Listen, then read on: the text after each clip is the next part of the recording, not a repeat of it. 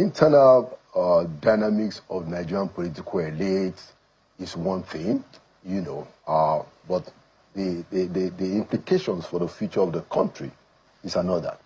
So I can reel out, you know, a litany of some of the poor organization of ADC, just as we can speak of a lot of contradictions within APC or any political party for that matter. We can speak even of the notion that Nigeria's politics today, the way it is being conducted, is based too much on personal selfish aggrandizement. And there's a very little, if any, content for the public good. Okay? And that affects essentially many of the political parties. Now, for instance, most people don't know that this Nafiu Bala Gombe case is being paid for by somebody that is outside of the ADC. Okay? We've had instances where senior lawyers have had to take legal briefs that are paid for by competing political interests. And this has happened, you know, whether it's APC or ADC or PDP. So my point is that the chicanery of the Nigerian political elite is well noted and it is fairly shared. But what we should differentiate from all of this is what affects the future of the country. If INEC allows a situation whereby we do not have a reasonable competition in the presidential election, then INEC will be held responsible for the destruction of the democratic space.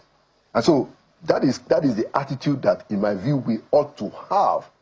It is not a partisan debate. That we or INEC ought to have. The Nigerian people need to understand that this has gone beyond a partisan rancor. The Nigerian people understand that. That's the point I'm trying to make. A lot of people have said that. I mean, yes, they have said that. But the question is what INEC is saying, because it is INEC's latest actions that has necessitated all of this ultimatum, you know, reactions that we're currently seeing in the media almost on a daily basis.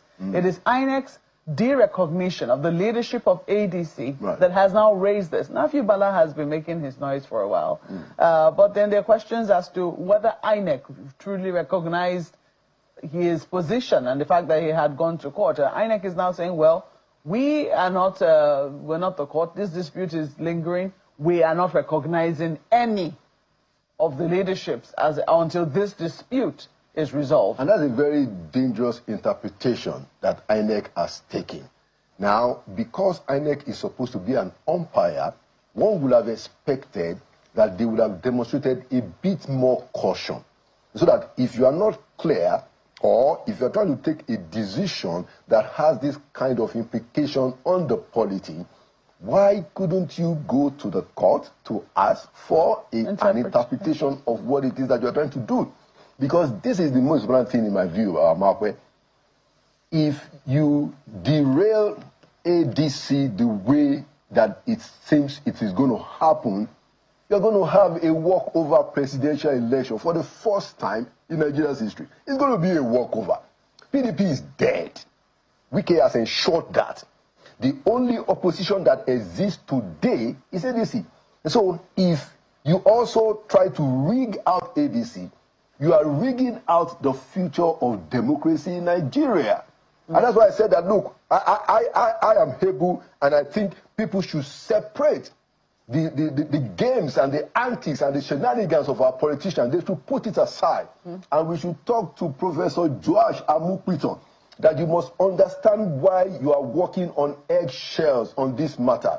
If you kill ADC, you are not just killing them for their improprieties or whatever. You are actually killing the potential of the development of the democratic space of this country. You're going to have a presidential election that will be a walkover. And people say that, oh, well, there are several political parties. Come on. It's interesting that you say it very categorically that PDP is dead. It's dead. Some people will say they disagree with you. No, it'd be a waste of time. It might be in limbo. Just a moment. It might be in limbo. It might not be offering any opposition to the government of Bola Ahmed Tinubu, but it is because it has chosen not to. The fact that it hasn't done that doesn't mean that it doesn't have the potential. We can't even say that it has decided to do that. What we have is one federal minister running riot, displaying absurdities, which the president and the ruling party, the government, has allowed to happen. Excessive behavior.